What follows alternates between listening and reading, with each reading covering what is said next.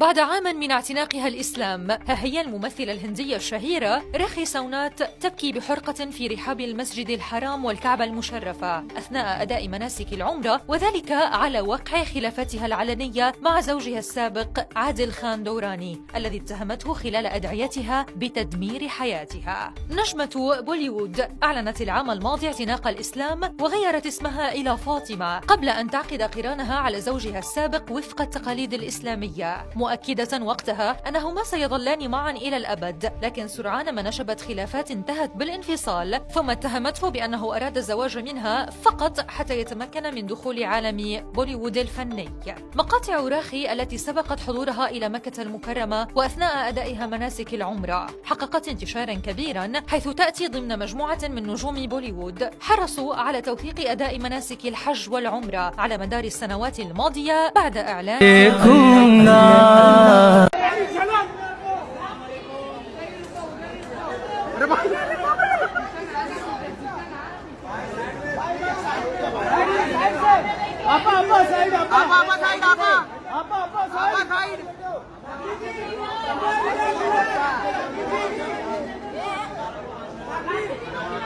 माशाल्लाह क्या बात है